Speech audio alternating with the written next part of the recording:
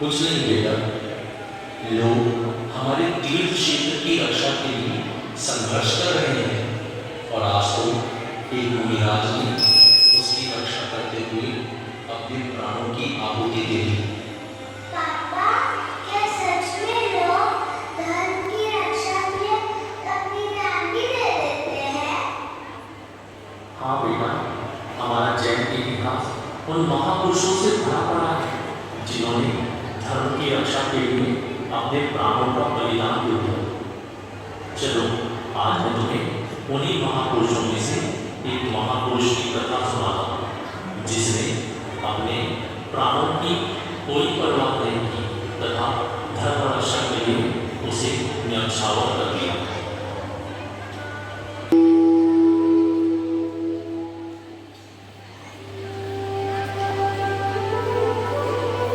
अकलंक और निकलंक दो भाई थे। दोनों में बहुत प्रेम था। दोनों बहुत ही कुशाग्र बुद्धि के धनी थे। अकलंक इतने होशियार थे कि उन्हें एक ही बार पढ़ने या सुनने में सब कुछ याद हो जाता था, जबकि निकलंक दो बार पढ़ने या सुनने से सब कुछ याद कर लेते थे। बचपन से ही दोनों ने जैन धर्म की शिक्षा ली थी। वे दोनों जैन धर्म को पूरी श्रद्धा के साथ पालते थे।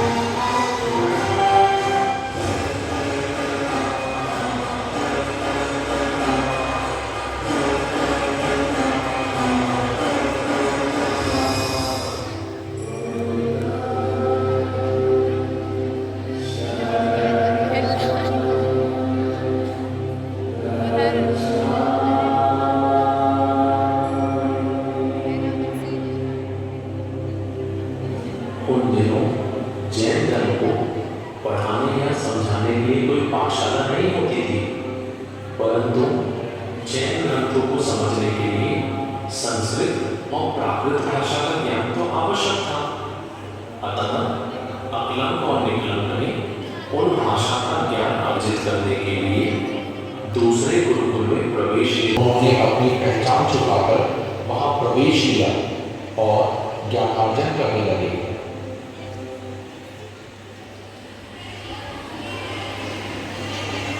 एक दिन उनके शिक्षक ने एक जैन धर्म संबंधित प्रश्न लिखा तथा उनसे इसका उत्तर पूछा।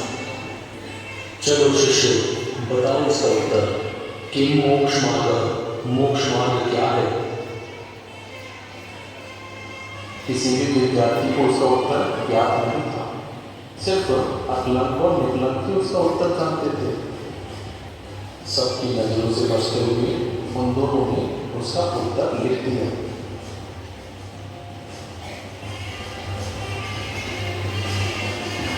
भ्राता, इसका उत्तर तो काफी सरल है। सम्यक दर्शन ज्ञान चारित्राणी मोक्ष मार्ग है।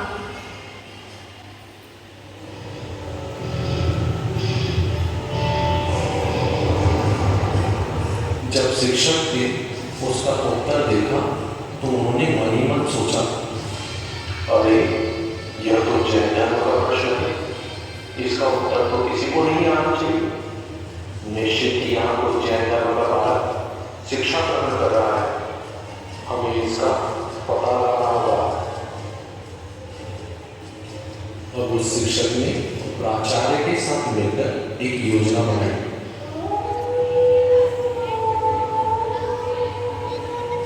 रात्रि में जिसे सुनकर सभी शिष्य भयभीत हो उठे और वह उठकर अपने अपने इष्ट देव को याद करने लगे। अकलंक और निकलंक भी अपने स्थान पर बैठकर अरहंत सिद्ध का जाप करने लगे।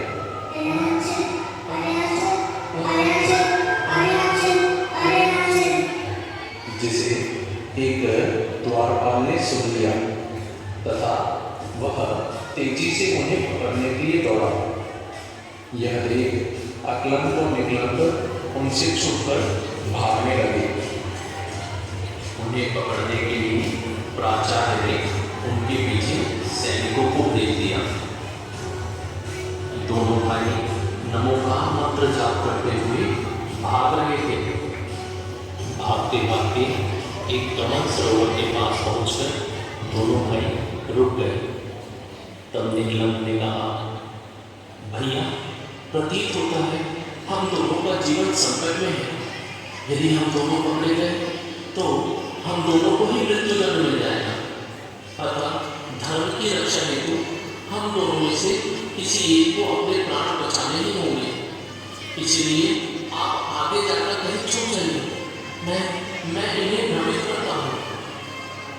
अकलंद ने कहा, नहीं भाई, नहीं, तुम छोटे हो, तुम जाकर छुप जाओ। मैं इन सैनिकों को भ्रमित करता हूँ। निकलंद ने कहा, नहीं भैया, आपको सब कुछ एक ही बार में याद हो जाता है, किंतु मुझे अधिक समय लगता है। ऐसे ही धर्म रक्षा करने के लिए, धर्म प्रभावना के लिए आपका जीवित रहना अति आवश्यक है। अतः आप अपनी जान बचाकर किसी सुरक्षित जगह पर छुप जाइए भैया। बहुत वाद विवाद के पश्चात अकलंद कमल सरोवर में छुप गया और निकलंद वहां से भाग गए।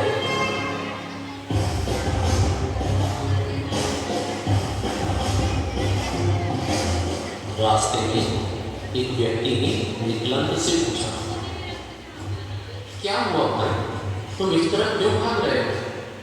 तब निकलंद ने बताया कि कुछ सैनिक मेरे पीछे पड़े हुए और मुझे मारना चाहते हैं।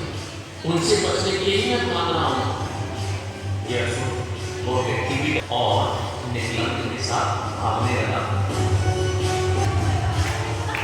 सैनिकों ने अंततः दोनों को पकड़ लिया और अकलंद और निकलंद समझ मृत्युदंड दे दिया। इस तरह निकलंद ने धर्म की रक्षा हेतु अपने प्राण का बलिदान दे दिया एवं अकलंद ने निकलंद की इच्छा लेकर अनेक शास्त्र लिखे एवं धर्म की प्रभावना की। धन्य है ऐसे निकलंद जिन्होंने धर्म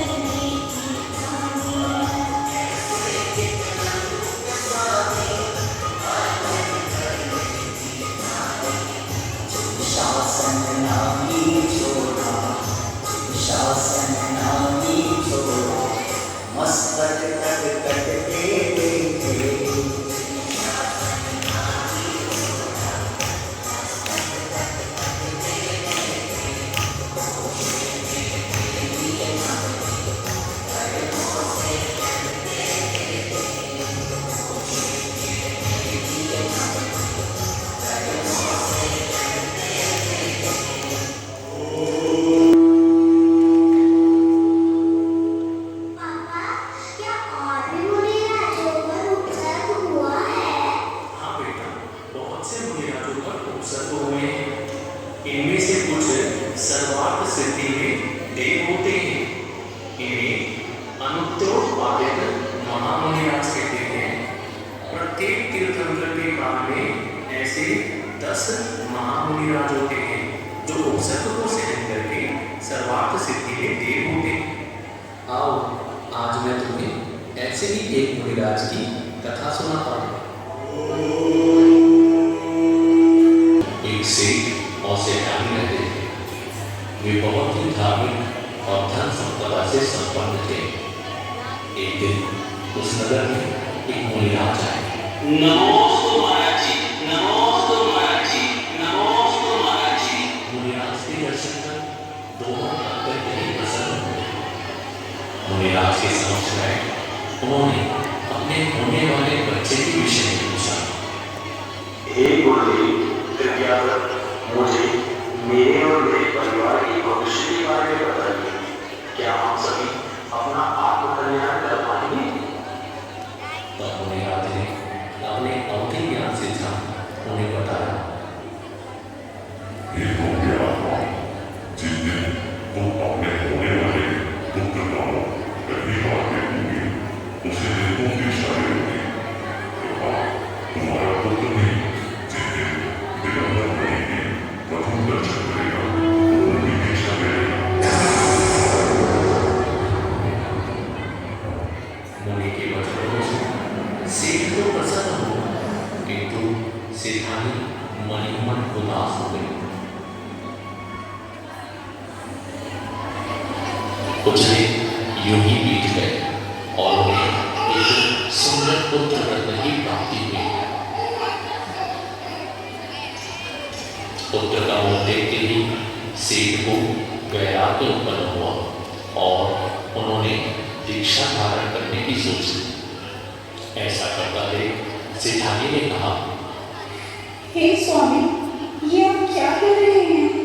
अभी तो हमारा पुत्र बहुत छोटा है और दीक्षा ले रहे हैं। हम आपके बिना कैसे जीवित रह पाएंगे? किंतु वैराग्य तो कुछ नहीं देखता। सेठ ने दीक्षा धारण कर ली और जंगलों की ओर विहार कर दिया। हे स्वामी, मत जाओ, मत जाओ। सेठानी मन ही मन सोचने लगी। मेरे स्वामी तो चले गए, किंतु मैं अपने पुत्र को अपने साथ नहीं होने दूंगी। मैं उसे घर से बाहर जाने ही नहीं दूंगी। सारी सुख सुविधाएं उसे घर पर ही उपलब्ध कराऊंगी। ओह, कैसा है ये मोह! व्यक्ति को धर्म से ही मोह।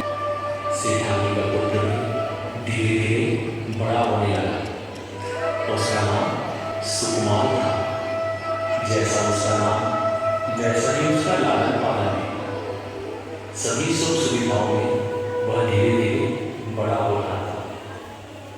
उसे एक क्षण के लिए भी घर से बाहर जाने नहीं दिया जाता था। घर के बाहर पहरेदार थे जो यह देखते थे कि कोई मुनिराज आसपास भी ना आ सके। सुकुमार उनकी काया इतनी कोमल थी कि दीपक की एक छोटी सी रोशनी भी उनकी आंखों में चुभती थी। कलाई का एक छोटा सा दाना भी बैठने पर उन्हें पीड़ा पहुंचाता था। वे केवल कमल पत्र में पके हुए चावल ही खा पाते थे। धन्य है ऐसे सुकुमार। कुछ समय पश्चात देवी शेष रह गई। अतः रात्रि में वे उसके भवन के पास ही उपवन में जोर जोर से पाठ करने लगे। नमो अनंतानम, नमो शुद्धानम, नमो आयज्ञानम, नमो वत्सायानम, नमो ये सर्वसाहु। मुनिराज की आवाज सुनी सुकुमार ने जिज्ञासावश खिड़की के बाहर देखा और मुनिराज के दर्शन करते ही सुकुमार को जाति स्मरण हो उठा और उसे अपने पूर्व के सभी भाव याद आ गए तथा पूर्व भावों के दुख को देख उसे वैराग्य उत्पन्न हुआ।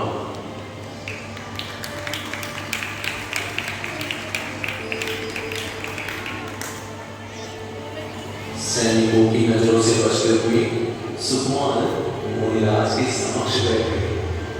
मुनिराज के कथन सुन उन्होंने दीक्षा धारण कर ली तथा जंगलों की ओर विहार कर दिया।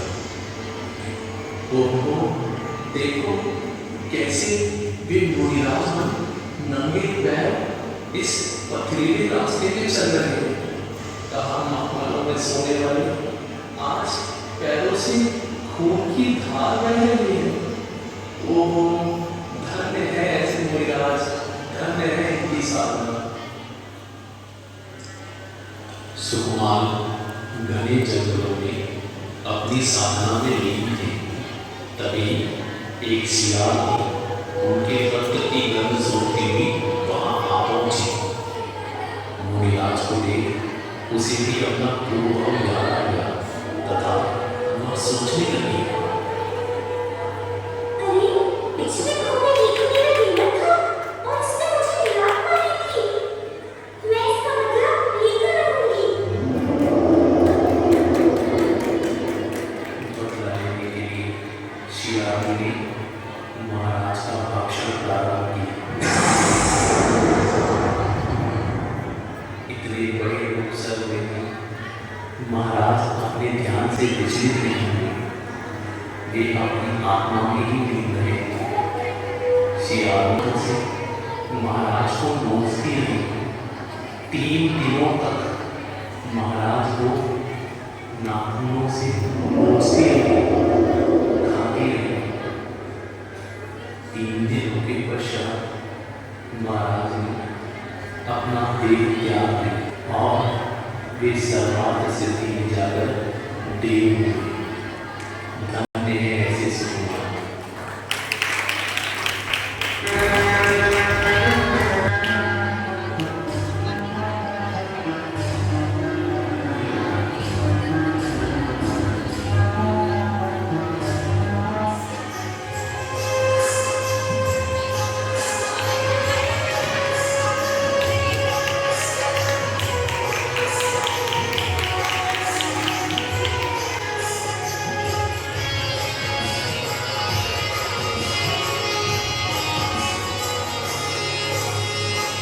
सरसों का गीत गाता जिनके तन में जुग आता।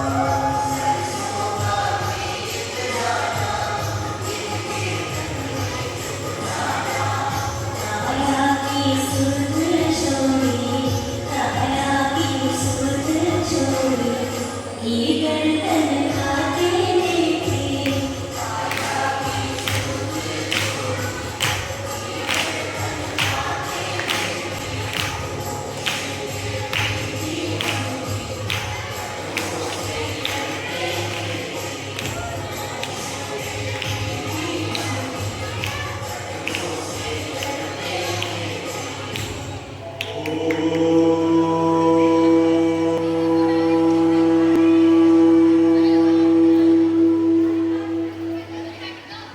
पापा, यह सभी मुनिराज जिन पर उपसर्ग हुआ है, वो स्वर्ग जाते हैं।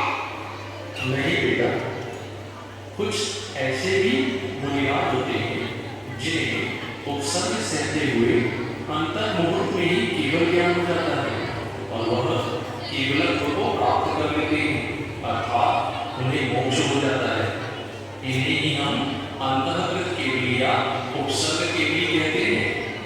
क्या तुम्हें पता है, प्रत्येक तीर्थंकर काल में ऐसे 10-10 उपसर्ग केवली होते हैं। आओ आज मैं तुम्हें ऐसे ही मुनिराजों की कथा सुनाता हूँ जिन्होंने उपसर्ग को सहते हुए मोक्ष प्राप्त कर लिया। पांडवों और कौरवों के बीच एक भीषण युद्ध हुआ जिसे पांडवों ने जीत लिया। इस युद्ध को महाभारत कहा गया। महाभारत में कुछ दिनों बाद द्विपायन मुनिराज के क्रोध से द्वारिका नगरी जल गई। यह सुन 5 पांडव बहुत दुखी हुए और उन्होंने पुनः द्वारिका नगरी को बसाया। नई द्वारिका बनाने के बाद भी पांडव खुश नहीं थे। उनका मन स्थिर नहीं था। वे बहुत विचलित रहते थे और मन ही मन विचार करते थे, अरे जब देवों द्वारा बनाई यह द्वारिका नगरी भी बच नहीं सकती तो हमारा क्या होगा? राज्य के लिए हमने अपने भाइयों से युद्ध किया जिसमें कितने सारे निर्दोष सैनिक मर गए। यह सब संसार तो नश्वर है। ऐसा सोचते हुए उन्होंने अपने कल्याण की आभा भाई और आत्मचिंतन करने लगी।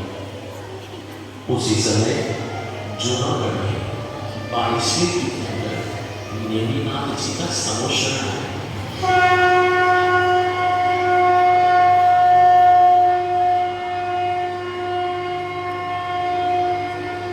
सभी पांडव, द्रौपदी, कुंती, सुभद्रा समोशरण में हैं।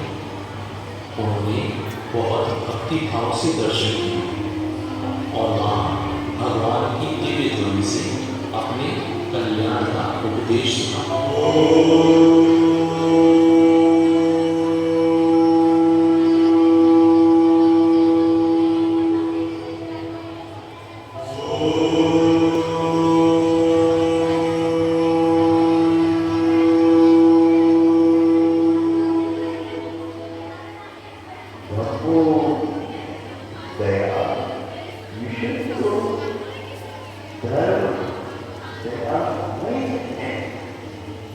सम्यक दर्शन जैन दर्शन का मूल है।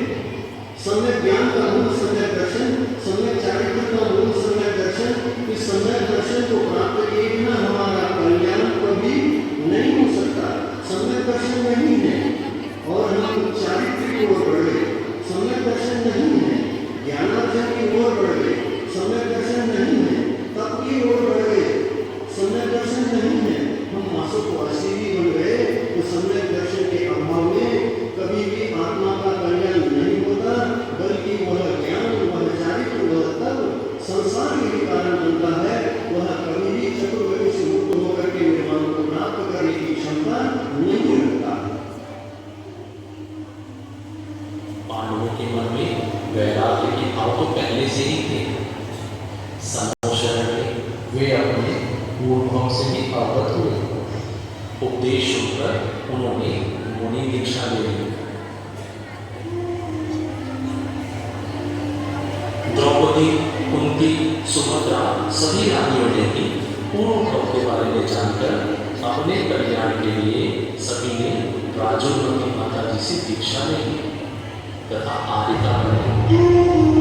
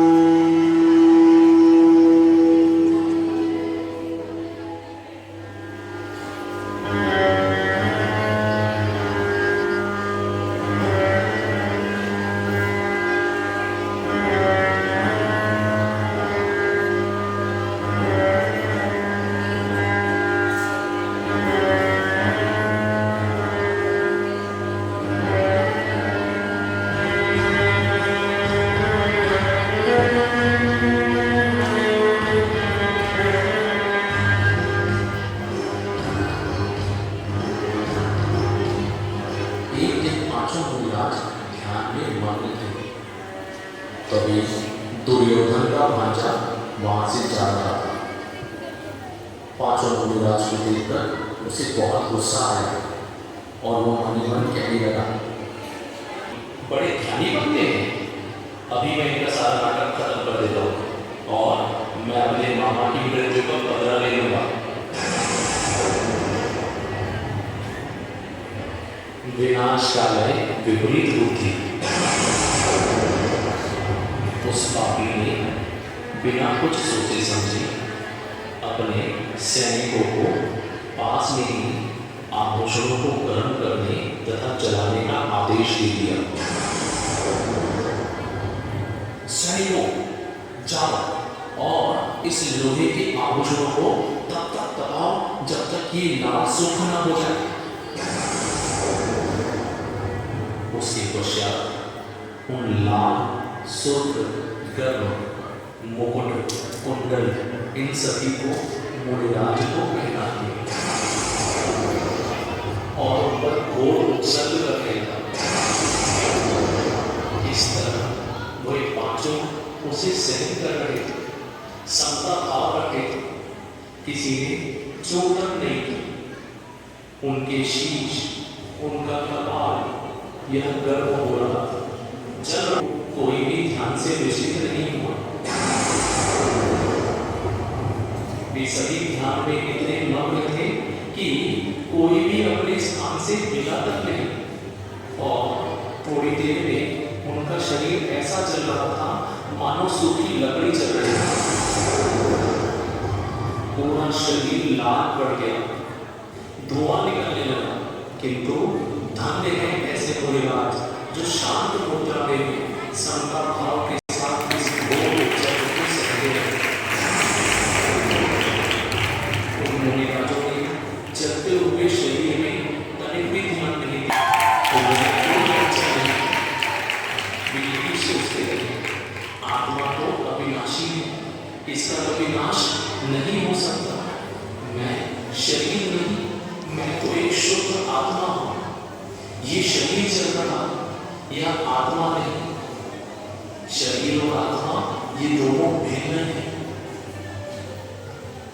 इस प्रकार चिंतन करते हुए अंतिम शुक्ल ध्यान में ही पहुंच गए। अर्जुन, भीम, युधिष्ठिर ने केवल ज्ञान प्राप्त किया और उसी समय उन्हें मोक्ष हो गया।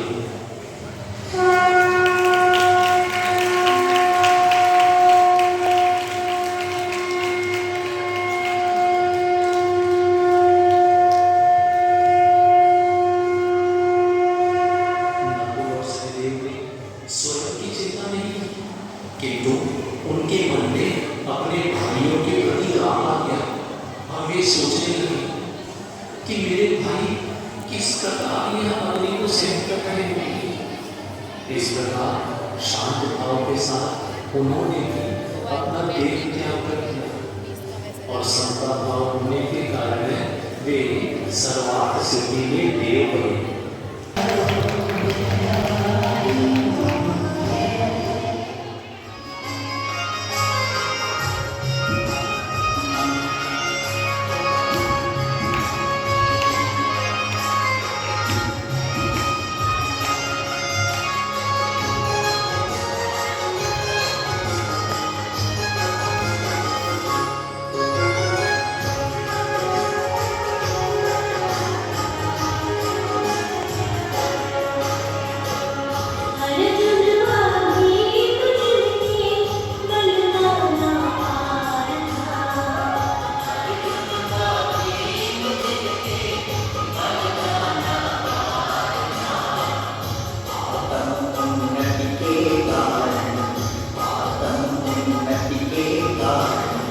अग्नि